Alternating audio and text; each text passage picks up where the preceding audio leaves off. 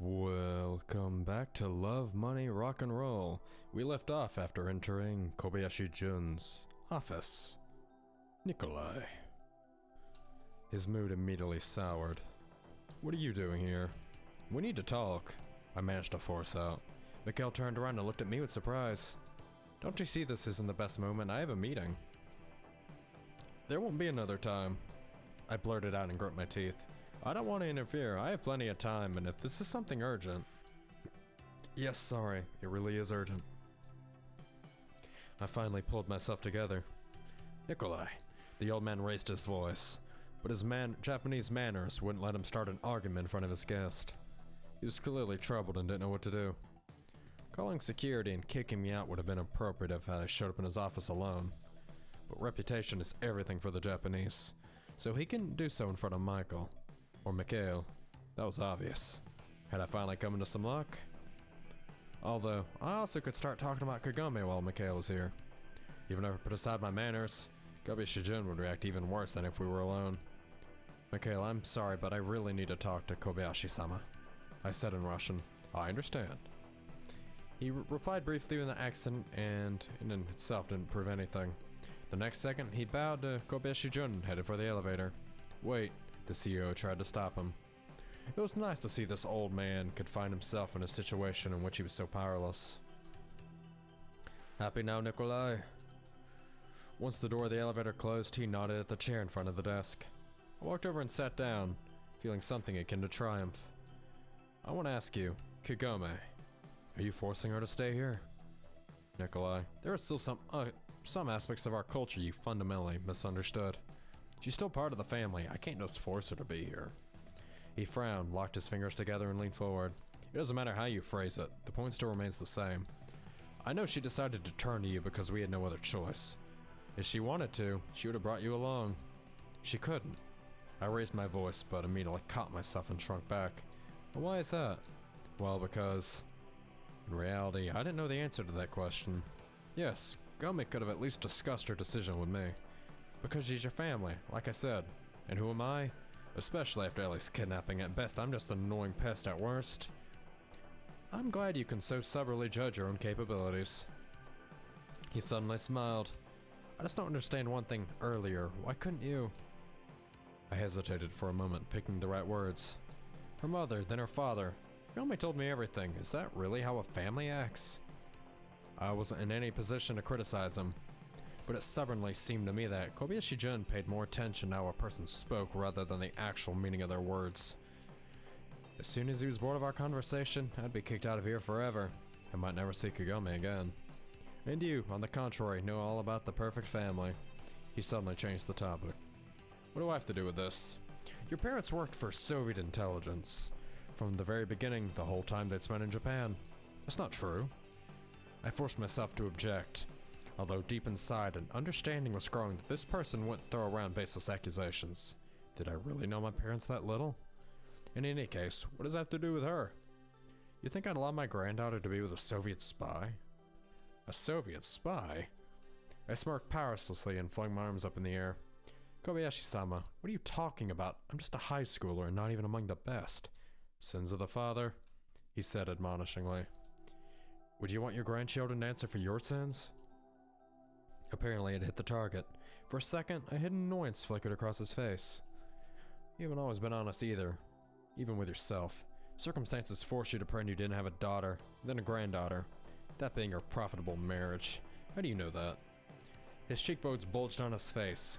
He looked like he was about to lose it. But a near century of life experience wouldn't allow the old man to lose face in front of a child. He managed to restrain himself, lean back and smile. I didn't think Kagome knew about it. But she does. That changes nothing. Those matters of days are long gone, and you and I are discussing something more pressing questions. So, what do you want, Nikolai? What do I want? I repeated as if they were a key to Wonderland in the answer to that question. I want you to let us live like we used to. Kagome hasn't done anything wrong. Well, apart from kidnapping Ellie, of course. People make mistakes. Teenagers in that sense outmatch everybody else. But everything's fine now. Fine. How exactly do you define fine? Kagome had managed to fool me up to a point, but no more. I'll be frank, I didn't think she harbored such a deep grudge against me. And knowing all that, you still want to? He raised his hand and stopped me. But she and I had a thorough conversation and settled everything.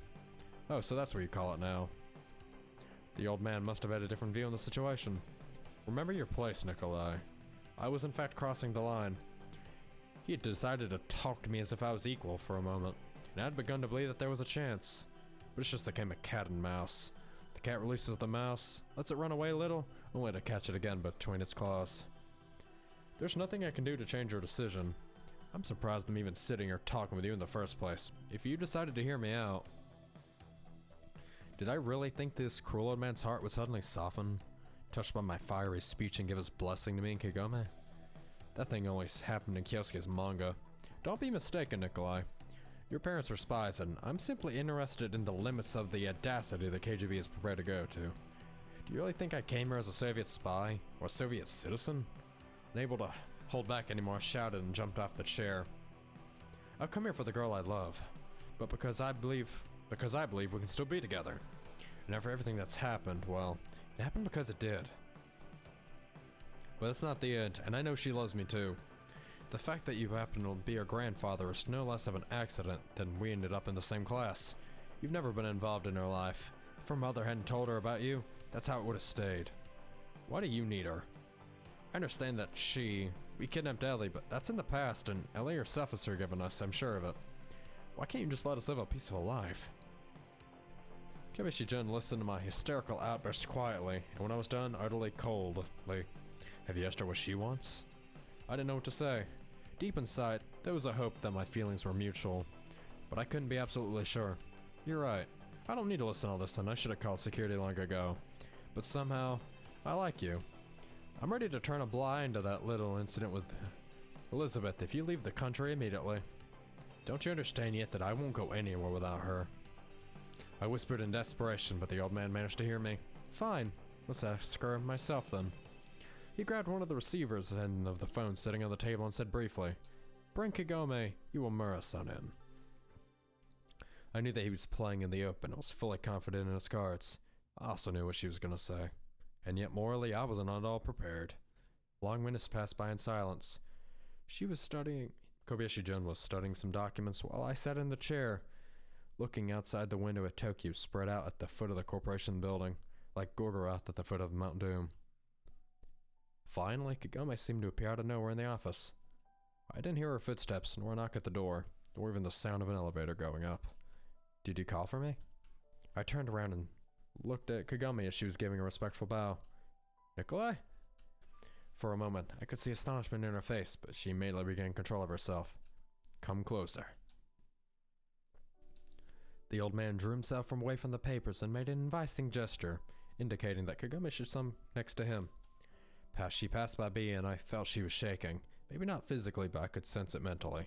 Please tell Nikolai everything you told me before. Kagome started without even raising her head. It wouldn't work out between us. You'd be better off leaving Japan, since you don't like this country and don't understand its culture. I'm grateful for the time we spent together, but Grandfather Kobayashi has explained what is better for me. It has to be with him, Father, and Grandfather Moriyuki. Kagome. I knew immediately that she never would have said any of that of her own will, so this old man was threatening her family again. But that knowledge didn't change a thing. I was still powerless to do anything. What's the point of this charade? I asked Kobayashi-jun. Why bother calling her in to read your bullcrap script? Do you really think I haven't gotten to know Kagome well enough to realize that's not how she really feels? Yet this move of his turned out to be quite effective.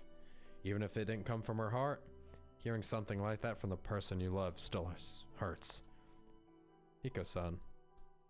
She weakly tried to object, only to let out a sob and fall silent. Yeah, I suppose that wasn't the best idea. The old man said either seriously or simply mocking me. No, wait a minute.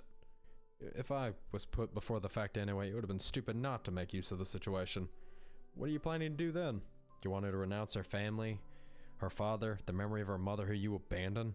You understand nothing, Nikolai. For a moment, extreme frustration flashed across his face. I stole a glance at Kagome, but it was as if she hadn't heard my words about her mother. I don't have to be a genius to understand what your top priority is. If the circumstances were different, would Kagome be standing next to you right now? Nikolai. Kagome raised her eyes to me, pleading. Don't. You're only making it worse for everyone. Sorry for trying to. I stopped short, bit my lip, and looked out the window. Past Kagome and her grandfather, at the skyscrapers across from the Kobayashi Corporation headquarters. I wondered if there was another petulant old man sitting there ruining others' lives. Why are you even doing this? I addressed him once again. Let us go and you'll never hear from us again. Let you go? He smirked and crushed his beard. Nikolai, you're all grown up now and must understand what is and isn't acceptable in this country. But the cursed old man was right from any point of view to consider adult. If he had been so desperate to hide the fact he had an illegitimate daughter, then here's an idea. Kobayashi-sama. I started. If you were so against people finding out you had children out of wedlock, why do you need Kagome? Her existence alone is proof. Are you so sure about that? He smirked once again. Well, Really, what did I know about Japan's class system? Granddaughter, daughter, was there any difference between them? Or did the sins of the father not automatically transfer to the next generation of the family? What arguments did I even have left? And you? What are you just standing there for? Say something. It's you were talking about. Nikolai. Kagome still avoided looking at me. You know I understand why you're doing this. I do, but this is just wrong. I don't need this kind of protection, believe me. I was ready to snap, furiously whipping my head from side to side. Nikolai, your hysterics are inappropriate, the old man said calmly. And if that is all, go. He told Kagome, tilting his head slightly. The girl obediently followed his order. That was probably the first time I'd ever seen Kagome so helpless.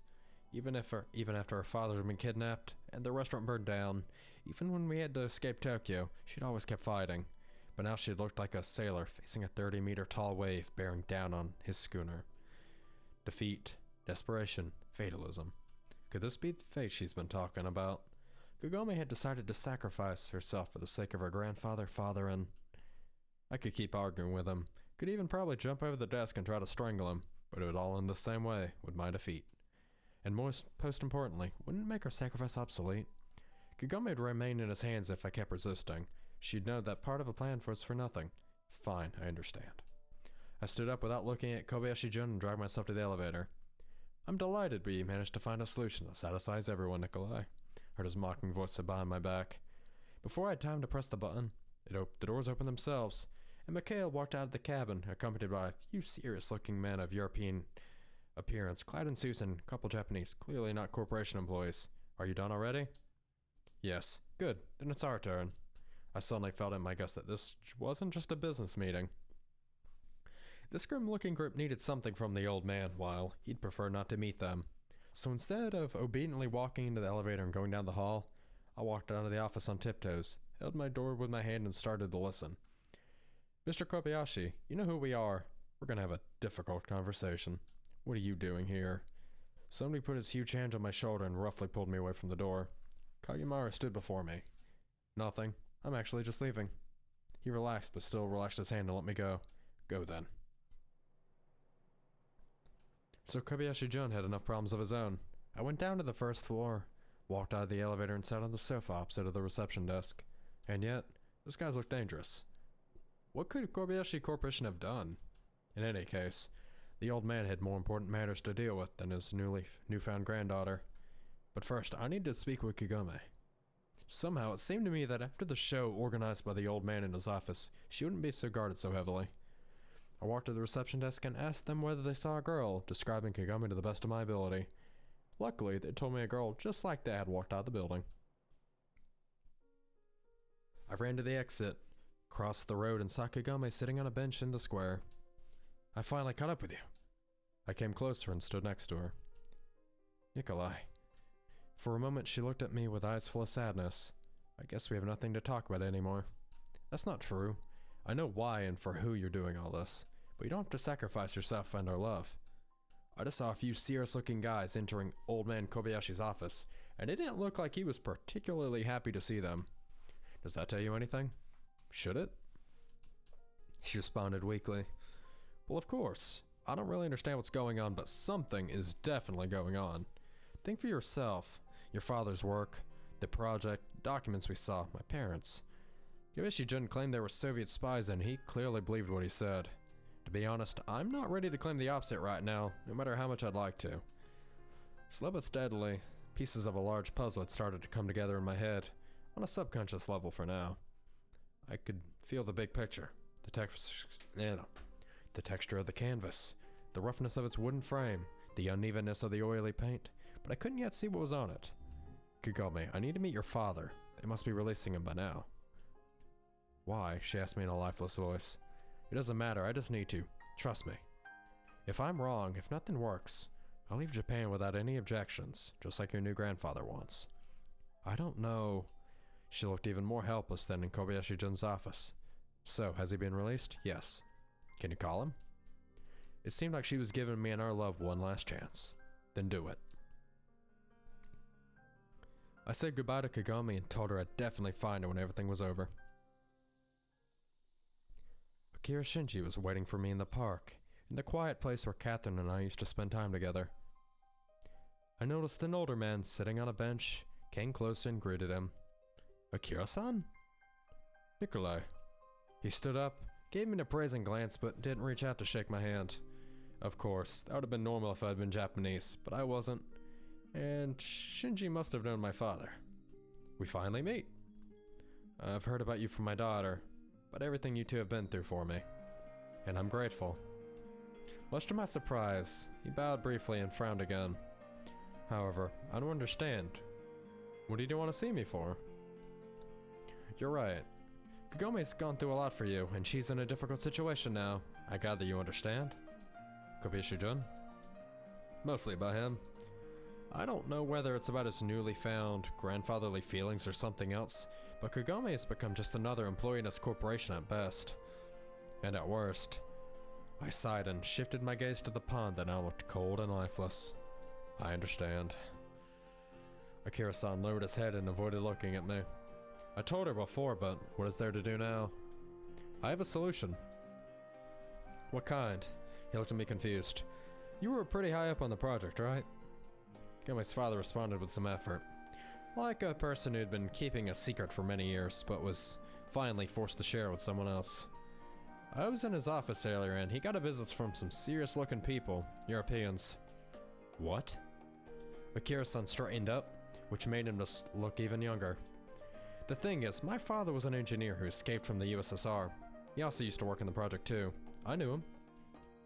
Well, finally, a woman from the KGB has been following me for some time now. He opened his mouth about to say something, but in the end couldn't seem to find the right words. You see, I couldn't piece together all the details before, see them as the full picture in my head. Something's going on, something important is serious. But what do I have to do with it, and what can I offer? I'm sure my parents' death weren't an accident, and I can't forgive Kobayashi-jun for that. But right now, we're talking about Kagome. I'm afraid to even imagine what you were doing for that project of yours, and it doesn't matter now. But you know, and that's what matters. And information is the most important resource in the world. What are you gonna do with this, Nikolai? His expression was growing darker and darker as he gradually figured out what was on my mind. That woman from the KGB wants to obtain any information about Kobayashi-jun and the corporation. And meeting with the head of the project, that'd be an excellent bargaining chip. Do you understand that this is treason, right? He spelled it out slowly. Treason of what? Japan's national interest? And what you did back there? Didn't that go against basic human values? I took a risk after all. Mikhail and Co. clearly had a reason to be interested in their corporation, and yet... Akira-san turned away and immediately became clear that it was hard for him to look me in the eye after everything I'd said. If only old man Kobayashi knew you'd become a turncoat. He flinched as if someone had run an electric charge through his body. I understand what it sounds like, but listen to me. My parents fled the USSR. Of course they had their reasons. Maybe in part they did it for me. Think about Kagome. Is this the future you want for her? She already showed he isn't going to do her any harm. He objected timidly. But maybe not physically, but what about her own dreams for her future? You weren't kidnapped for no reason. He'll just keep using you to threaten her. It's a viscous equilibrium. A cruel system of checks and balances, to force one to be silent, and to force others to obey. Of course you're right. Kagome is no stranger for him. He'll care for her in his own way. If it'd been anyone else but her, I doubt they would have seen the daylight again for the rest of your life. Was that a bit too much? What happened to me in the USSR? Akira-san asked all of a sudden. To To be honest, I don't know. I responded, trying to be as open and sincere as possible. But I think valuable people are valuable everywhere. At least that's what the major from the KGB told me. And that was indeed true. I remained quiet for a while, and finally Akira-san said, "Nikolai, I'm not gonna lie to you. I'd already been thinking that we wouldn't really have a life under the boot of the Akira Kobayashi Corporation. I've also thought about my daughter's future. But what you're suggesting, you know, life isn't linear, who knows what will happen tomorrow." I tried to force a smile, but made a really bad job of it. "Maybe you'll meet again soon, just in a few years. It's you two who are just beginning their lives." He smiled and said, in turn, sadly, but still better than me. "At least talk to her. I'm confident nobody will try to kidnap you in the center of Tokyo in the middle of the day." Akira-san thought hard about it. Obviously it wasn't a fair play. I was forcing Kagome's father to make a sacrifice for his daughter. Basically putting him in a position where he couldn't refuse. But the sacrifice itself was terrible.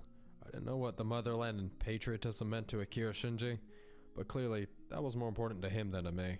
A young man who hadn't lived in the USSR and, according to Kagome, hadn't really assimilated into Japan either. And what if... He didn't finish the sentence and stared at me with suffering in his eyes, as if expecting something. It's just the talk. I tried to smile as sincerely as possible and immediately realized I was acting almost like Irina herself.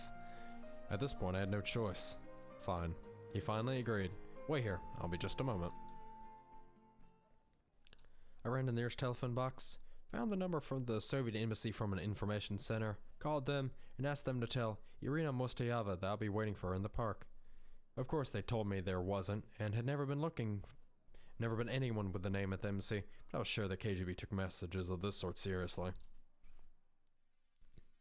And so they did, because Irina appeared in the park just 40 minutes later. "Akira-san, this is Irina." While I had been waiting for her, I started to feel confident that everything was going to go smoothly. But when the KGB major finally appeared, I got scared. "Akira-san, pleasure to meet you." She bowed deeply, but Kagome's father didn't react like a polite Japanese man ought to and just tilted his head squeamishly. "Nikolai, we need to talk in private."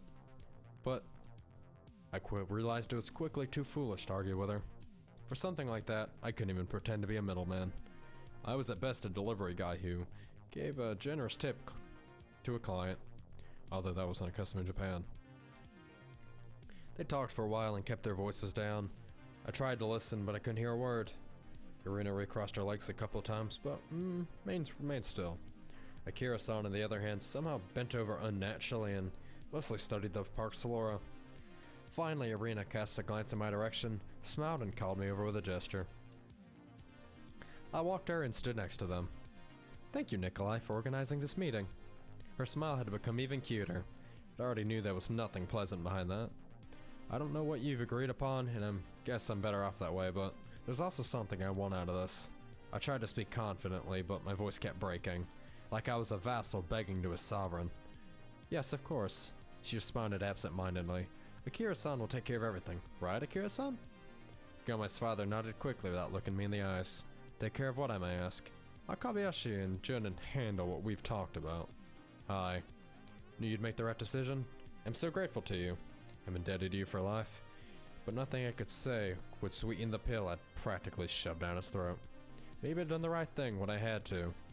There are situations where both parties right in and of themselves, but not in regards to each other. 2 minuses make a plus. A current action is brought out of something that hurts both parties." I just lowered my head and mumbled, "Thank you."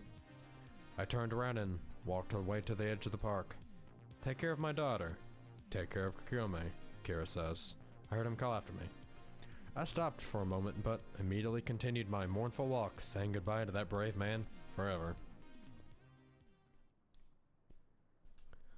Twilight was slowly descending upon the square in front of the Kobayashi Corporation building.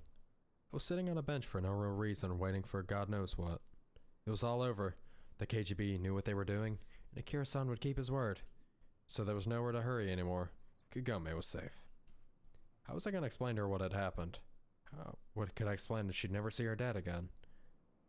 "Nikolai." I raised my head and saw Kagome, who was slowly approaching the bench. "Hi, I was waiting for you." "Waiting for me here?" She said with surprise and stopped a few steps away from me. "Yeah, I hoped that everything that happened you'd get some freedom of movement." She said nothing and only gave me a strange look, as if I'd counted her change at the supermarket wrong. I've handled everything. It was hard to look her in the eyes. Handled what? I've solved the problem. What problem, Nico-san? Kagome started to get annoyed. You know what problem? It's just hard for me to say it out loud. So, you're gonna say nothing? No, of course I won't. It's just... I sighed, stood up, and walked closer to her. Everything's gonna be alright now. We can be together again. You met with my father. She said monotonously, as if stating the fact. Yes, and he... I wanted to ground open and swallow me, just to avoid this conversation. He did what he had to do. We had no other choice. Kagome's facial expression changed from indifferent to surprised and then scared. What happened to him? You remember what I told about that woman from the KGB? I began to babble, stumbling over my words. This afternoon, I ran into some important-looking people in Kobayashi-jun's office and figured out that the old man had his hands full with other problems.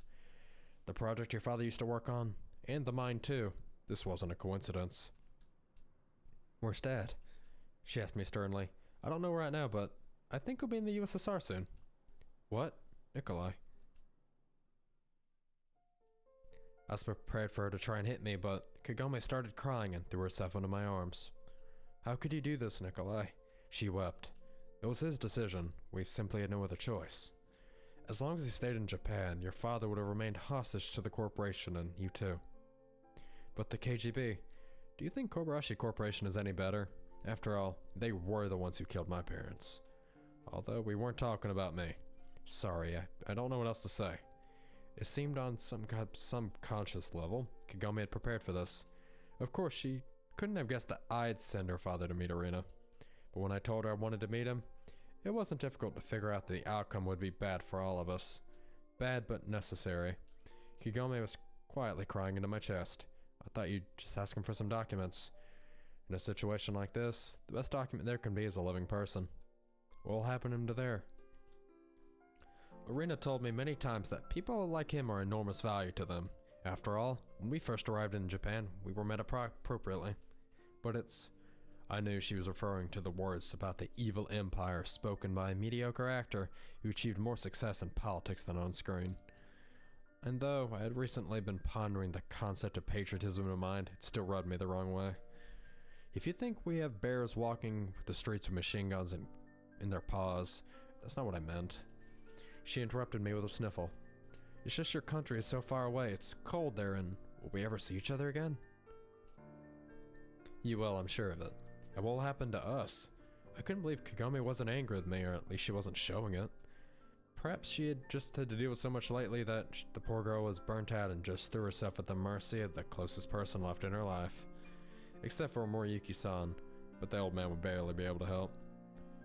Akira-san and Irina are supposed to resolve the Kobayashi-jun problem. That was the condition. Yes, and your father, he already thought he would have to leave Japan, one way or the other.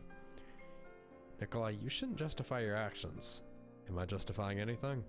I started arguing for some reason. I know that you did what you believed was right, but my dad also did the right thing in a way. It could have ended up much worse for all of us, and I'm thankful that you're here with me now. She hugged me tighter, and I felt a tear run down my cheek. This is horrible. It shouldn't be like this, the whole world. I guess Kagome had a difficult personality. No, it definitely wasn't an easy one. But at just the right moment, she understood everything as clearly as possible, and supported me. I guess I had reasons to be angry for her abandoning me there. But the sequence of mistakes, wrongdoings, deception, and pain we inflicted on each other brought us to the square under the rays of the beautiful setting sun. In the square with only the two of us, because the ever-present scurrying gray suits had all disappeared somewhere. So had the ugly Kobayashi Corporation building, all the other skyscrapers in Tokyo's central business district. So had the capital of Japan itself. There we were, outside of space and time, drowning in each other's arms, hoping that this moment would last forever. Just like two cripples, blinded and with tied legs, we crawled to the finish line hand in hand. Because, and not in spite of, I knew I'd made a lot of mistakes. I knew that Kagome had too. Kobayashi-jun and his entire corporation had made it even worse. I didn't know what was going to happen to him now, but Akira Shinji had partially paid for his mistakes. I didn't know what Akira Shinji's fault was, and it was probably something too.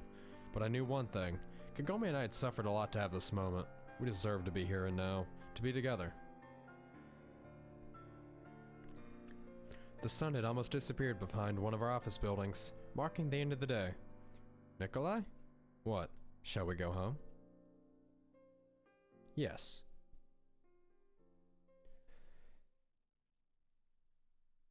Humans aren't made for happiness as such. Only when looking back do we realize whether a certain moment was happy or not. Oftentimes, utterly trivial situations may appear happy after a time, even though there was nothing special about them in the moment. The first rays of warm sun in spring, still weak but so longed for after winter. The melting snowbanks and the warm breeze, the breath of the awakening nature. The usual view outside of the window of a train. Forests, fields, villages, and stations passing by. A beautiful sunset, a sky gradually filling with stars after it's over. Such moments may seem totally banal when you're living through them, but they can become priceless after a day, a week, a month, or even a year.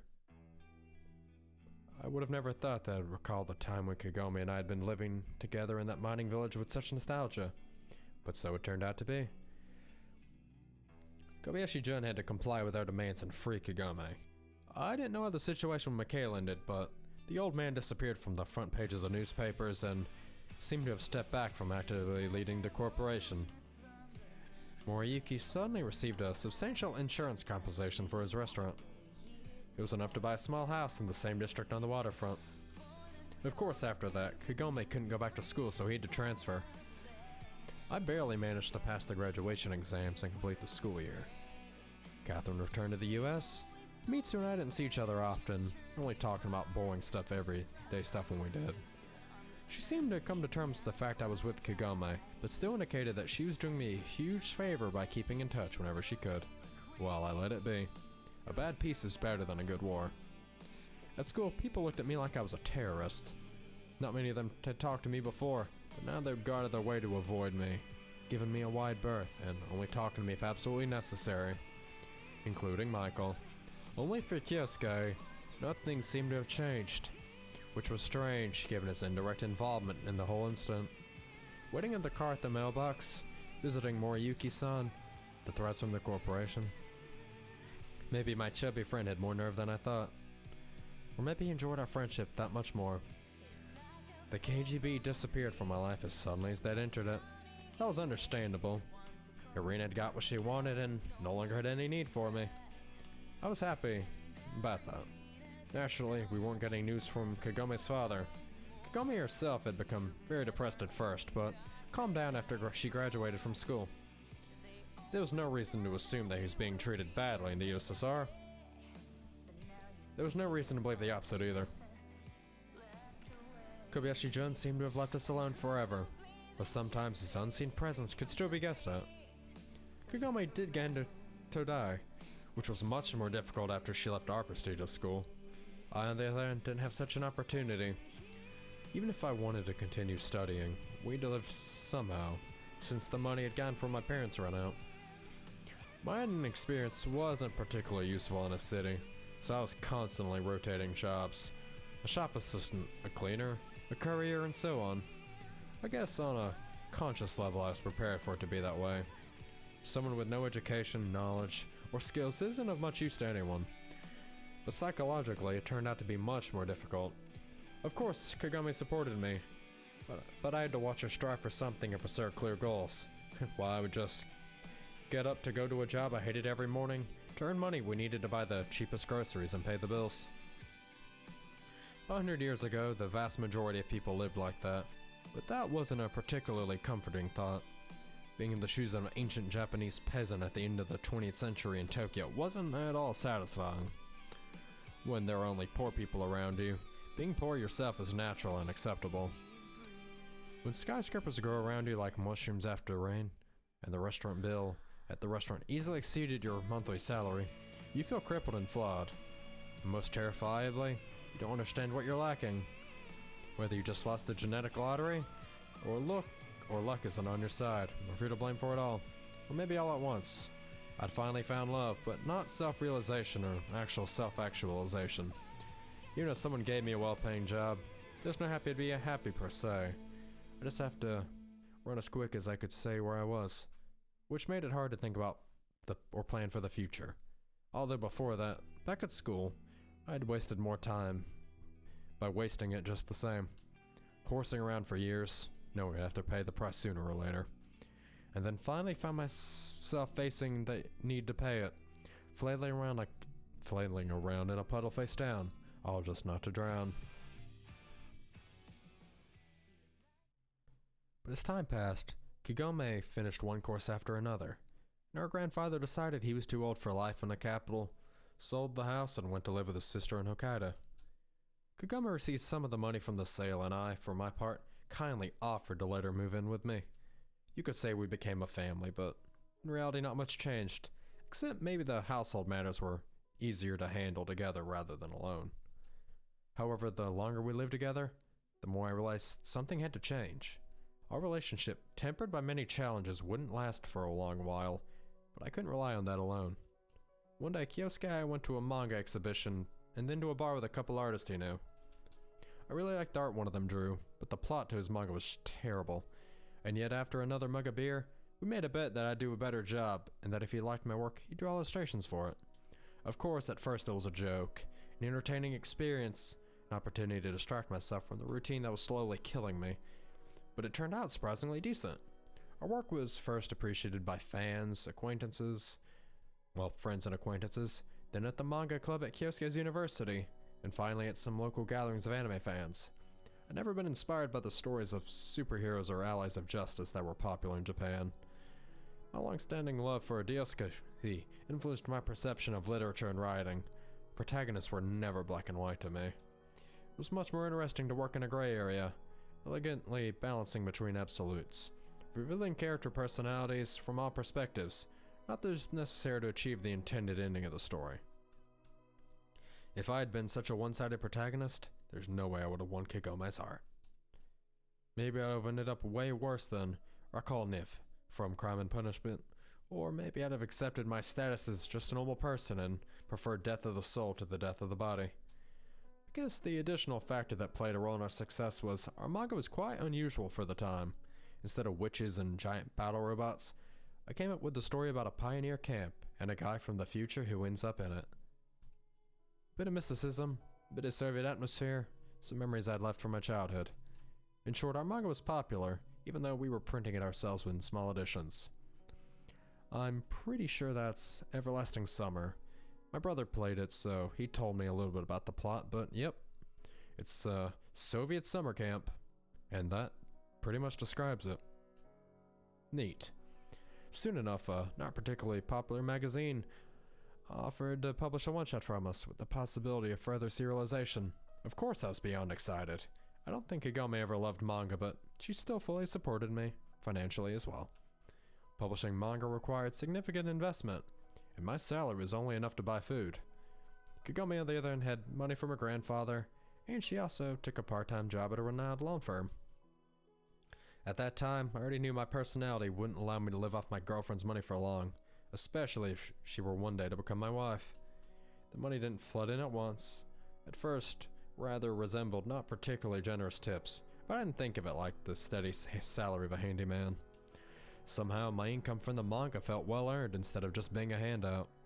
Maybe it wasn't as much about the money itself, but the fact that it was economic equivalent of acknowledgement, popularity. People liked my work, and I could feel that I was doing something good was where I belonged. Anyone could replace me at my previous job, but not now. My story existed in a single copy, reliably hidden from the world in my head. Nobody could continue it or finish it except for me, at least the way it had to be continued or finished. If Leonardo da Vinci had suddenly died while painting the Mona Lisa, another artist could have perhaps finished it, but the world would have lost the masterpiece we all know now. Of course I didn't take myself for a genius, I just liked what I was doing. I found satisfaction and fulfillment in it, a proof that it wasn't for nothing. Over time, my revenue grew along with my popularity. Naturally, I couldn't help but give credit to the artist, my co-author, who to our whole manga owed at least half of its success. Although deep inside, I still believe that a beautiful picture without the proper meaning behind it is just a beautiful picture. I don't know how serious Kagome had been about my work at first, or if she only supported me because she loved me, but soon enough even she had to acknowledge that I wasn't just a useless boyfriend anymore. Of course, in Japanese society, so-called real professions were held in higher esteem, whether that's a mine or an office worker. Nevertheless, almost everyone younger than 25 liked manga, although not everyone was willing to acknowledge it. Kagome would often read our manuscripts before they were sent to the editor, occasionally saying she enjoyed them, but always refrained from giving more feedback. And even if she did it out of politeness, I was still grateful. Without Kagome, I would have never ended up where I did. And it wasn't only about her love, moral and financial support. Without Kagome, I would have never managed to believe in myself, that I could achieve anything in a field where you're competing not so much with others as with yourself. We weren't producing chocolate bars. If you buy one at a store, you probably won't go for another. And if you do, you should be thinking about your blood sugar. Yep, diabetes is a real threat. But if you're reading an interesting manga, that doesn't stop you from reading another one at the same time. Of course, there's the matter of limited free time, but that's just details. A few more years passed. Sometimes I'd wake together with Kagome to keep her company during breakfast, not to keep her breakfast during company. That's weird. Of course, there was no need to get up that early. I worked from home, and so found use for the empty rooms. One became my office. I'd love to have an office, but I work in a restaurant. Granted, I'm only 22, so I have plenty of years left. You don't have to. She looks cute in a suit. Kagome was sitting across from me while I was enjoying the omelet she made. Yet she still cooked wonderfully, even though she did it less and less often. The business attire fit her perfectly. My memories of her baggy jumper and old jeans brought nothing but a smile. But I want to. Thank you. She smiled cutely, but immediately changed the topic. Congratulations on releasing another one of your tankobons. Japanese term for a book not part of an anthology or corpus. Ah. When you say another one, it sounds a bit... We aren't making cars on a production line, you know. If you say so. Something had changed about her personality over the years. Not even changed, but she had become somewhat softer. Not so radical and angular. And other things remained the same. I mean, you're the first person to say that one has to be professional at what they do. I'm not saying you aren't. I really liked the latest chapter. Thank you. I was really tempted to ask what she liked about it, but I managed to restrain myself. What about your work? Is everything going as usual? What's as usual? As usual is as usual. I didn't want to delve into the boring specifics of a corporate accounting either. I was happy enough that she hadn't ended up at Kobayashi Corporation. By the way, it'd been a while since we last heard anything about them. You know, there is something new. Yeah, interesting. I leaned on the table and moved closer to her, supporting my head with my hands and making the most stupid grimace I was capable of. It's not fully related to work. Uh-huh. Fine, it's not related to work at all. Uh-huh, that's even more interesting. You know that our company works with many foreign suppliers. Uh-huh. Nikolai. She got annoyed. Some things never change. Fine, I'll be quiet. So recently, we were contacted by a Russian company. There's a lot of new business there after the USSR fell apart. I immediately pulled back and sat more comfortably in my chair. Even after the USSR dissolved, I hadn't really thought much about my homeland. There were too many things to deal with my current life. I couldn't neglect the fact that my motherland fell apart either. Well, they want to come to Japan for a preliminary negotiation, and on the list of their delegates I saw a surname. She stuttered and looked away. Of course Kagome would be the last person to regret the failure of a socialist state. Let me guess. Akira Shinji? Yes. Her eyes lit up and a happy smile appeared on her face. I don't want to ruin the moment, but don't you think he could have at least called first? Even if there was something left of the KGB, I'm sure they had more important things to deal with. We didn't talk much about her father. I think, deep inside, Kagome had held the frail hope that her father was okay, and didn't want to destroy it with unnecessary conversations that wouldn't have changed anything anyway. I understand Nikolai, but he might have had his reasons. Besides, are there that many Japanese with his name working and living in Russia? Don't shout, it's not my fault. Of course, first thing I asked why her father was even allowed to work for a private company. Although to be honest, I had a very vague idea what was happening in Russia. However, thinking logically, I'd assumed he'd have, instead of searching for a job, he would have tried to return to Japan. But I didn't want to disappoint her. So, when do they arrive? The beginning of next month. October then, I said wistfully. Nikolai? I'm just thinking, how many years has it been? 7, I think? Yes, 7. Kagome grew embarrassed. Girls remember these things better. What girls exactly? If you mean Ellie. Just recently, she'd met Ellie at some high social dinner party, though I don't know the details. In any case, Kagome ignored my mention of her. Did you make notes? Notes what? Asked full of surprise. Well, notes for manga. Writers make those, don't they? I saw a lot of notepads full of those in your office. Well, why would I need to make notes? I remember events from my own life without them. I did in fact remember very well how many years had passed, although maybe I'd struggle to name a precise date. And the date of what exactly? The time she was bullied at the gate? Our first kiss? Our escape from Tokyo? That conversation with Kobayashi-jun? Really? So when was it? She straightened out. What exactly? You said you remember everything. That's the problem with remembering everything. If I start listing every event, you'll be late for work. Yes, after all, I can be late for work, but you can't. Why? If I stay in bed the whole day, I'll skip work in a sense. Nikolai, we're not children anymore. I'm only 25, I've got my entire life ahead of me. She suddenly went quiet, bit her lip and turned away. What, isn't that right? You can't only live for yourself. Is that a question? A statement, or an invitation to start a philosophical dispute? Alright, fine. I put my hands on the table, locked my fingers and made a serious face. I'll also live for you. That's good, of course, but at that moment, she really looked like that girl on the roof 7 years ago. I see you haven't run a good nose for today. What are you talking about? It seems to me that you want to tell me something, but can't quite bring yourself to do. Ugh. But you can't quite bring yourself to. What makes you think so? I decided in response. She was embarrassed and, to be frank, looked quite stupid. You know I'm a writer, right? She's pregnant, isn't she? A script writer, a manga author. Kagome got specific for some reason. Yeah, right, it doesn't matter. But if I had to write this sort of scene, I'd write it exactly like this. What scene, Nikolai? Kagome kept persisting, even though she had been the one who started this with her hints. You can tell me when you're ready. Naturally, I had a fountain of emotions inside me, but I'd managed to learn over the 7 years that Kagome needed space in our relationship. If she needed time to prepare for something, my job was to give it as much of her as possible. So you weren't interested at all? She suddenly frowned. You don't want to tell me? Alright, you know what? I jumped off my chair, quickly collected dishes from the table and brought them to the sink. Nikolai? What? I returned to my seat and Kagome looked at me the way that made me remember the time we went to the festival in that mining village. I wondered if they still held it. They probably did. It'd be probably a good idea to go there someday. So many memories. And that yukata had to be lying somewhere in the wardrobe. I wonder if Kagome would fit into it now. Nikolai? Yes? I returned to reality. She reached out to me over the table, and I immediately took her hand in mine. Everything will work out for us.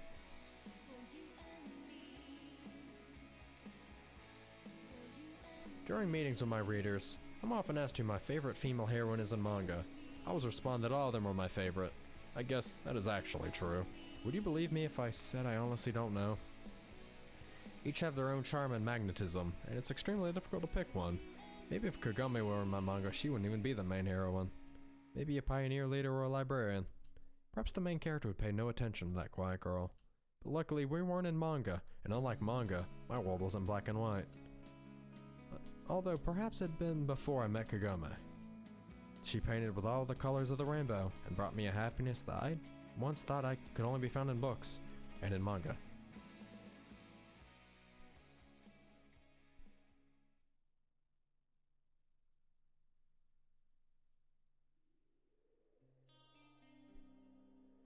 I think we're at the credits.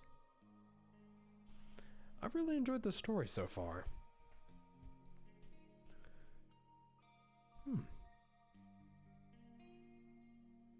Strangely enough, looking at this, or that rooftop with water, reminds me of like Weathering with You, or Kimi no wa Your Name.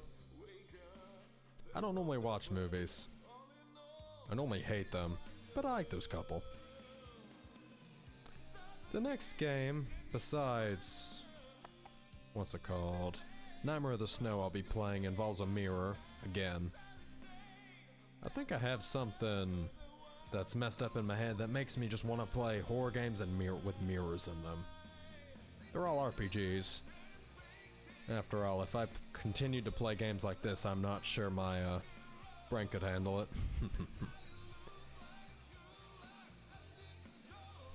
I like this song. It reminds me of Nickelback for some reason. I hope you don't judge me for it.